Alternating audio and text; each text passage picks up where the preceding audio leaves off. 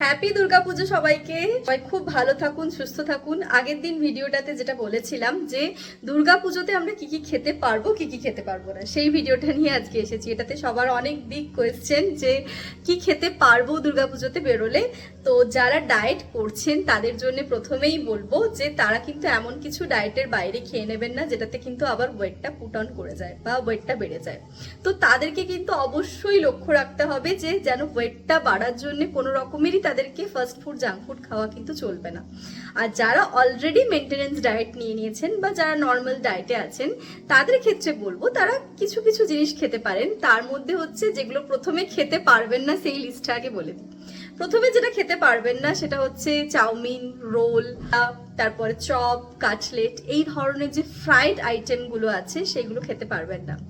ময়দা জাতীয় যে সমস্ত খাবারগুলো পাওয়া যায় সেগুলো কিন্তু টোটালি অ্যাভয়েড করবেন। ময়দা কিন্তু একদমই ডায়েটের মধ্যে রাখতে আমি বারণ করি। বা ফ্রাইড আইটেম যেগুলো যেগুলো ওই স্ট্রিট ফুড হয়, যে সমস্ত জিনিসগুলো পাওয়া যায়, কাটলেট, পকোড়া, এই ধরনের যে জিনিসগুলো সেগুলোতে প্রচুর পরিমাণে ট্রান্স ফ্যাট থাকে। তো এই ধরনের খাবারগুলো, ফ্রাইড যে আইটেমগুলো সেগুলো কিন্তু অ্যাভয়েড করবেন ডায়েটের মধ্যে। মানে যারা ডায়েট করছেন তারা তো একদমই এগুলো খাবেন না। এবং তার সঙ্গে ফুচকাটাও কিন্তু অ্যাভয়েড করবেন।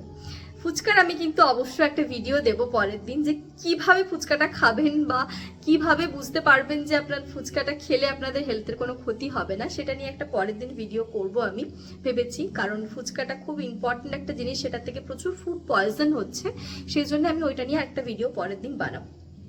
এরপর বলি যে কি কি খেতে পারবেন। এইগুলো তো খেতে পারবেন না বলে দিলাম। তো কি কি খেতে পারবেন, আপনারা মোটামুটি রাত্রেবেলা যদি ডিনার করেন তো ডিনারের ক্ষেত্রে আপনারা তন্দুরি আইটেম খেতে পারেন। চিকেন তন্দুরি আইটেম, ওটাতে অয়েলও কম থাকে এবং হেলদিও ওটা, তো ওটা আপনারা খেতে পারেন। ফ্রাইড রাইস আপনারা কাস্টমাইজ ভাবে বানিয়ে দিতে বলতে পারেন।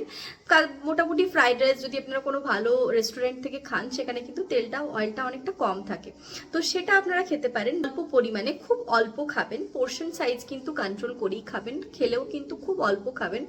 রাইসের সঙ্গে আপনারা কিন্তু তন্দুরি চিকেন খেতে পারেন এবং সেটা কিন্তু পোর্শন মেপে। আর তার সঙ্গে চিকেন স্যালাড খেতে পারেন। অনেক ভালো ভালো রেস্টুরেন্টে অনেক ভালো ভালো চিকেন স্যালাড আইটেম পাওয়া যায়। চিকেন স্যালাড আপনারা রাখতেই পারেন ডায়েটের মধ্যে। যারা ডায়েট করছেন তারা বাইরে গিয়েও চিকেন স্যালাডটা খেতে পারেন। এছাড়া ভেজিটেবল স্যালাড নিতে পারেন, সেটাও বেশ ভালো করে গার্নিশ করে দেয় এবং বেশ টেস্টি করে বানিয়ে দেয়। তো সেটাও আপনারা ডায়েটের মধ্যে, যারা ডায়েট করছেন তারা বাইরে গিয়ে চিকেন স্যালাড বা রায়তা এগুলো খেতেই পারেন। তো বাকি যে ফ্রাইড আইটেমগুলো আমরা প্রচুর পরিমাণে, যেগুলো তেল দিয়ে ভাজা হয়, অর্থাৎ ডিপ ফ্রাই যে আইটেমগুলো, সেগুলো আমি বলবো অ্যাভয়েড করবেন ডায়েট থেকে। তাহলে কিন্তু আপনারা আপনাদের ডায়েটটা মেনটেন করে পুজোর 4টে দিন ভালো করে কাটাতে পারবেন এবং আপনাদের কোনো সমস্যা হবে না। যেটা আপনারা ডায়েট করছেন সেটাকে রেখেই কিন্তু আপনারা নর্মালি খাবারগুলো খেতে পারবেন। তো সেইটার জন্যই বলবো। আর অল্প আপনারা ডেজার্ট হচ্ছে আইটেম কিন্তু সেরকমভাবে খাবেন না, খেলেও খুব অল্প এবং পোর্শন কন্ট্রোল করে খাবেন। 1 স্পুন বা 2 স্পুন অলরেডি খেতে পারেন। একদমই খাবেন না এটা বলবো না, কারণ সবারই ইচ্ছে করে খেতে ডেজার্ট।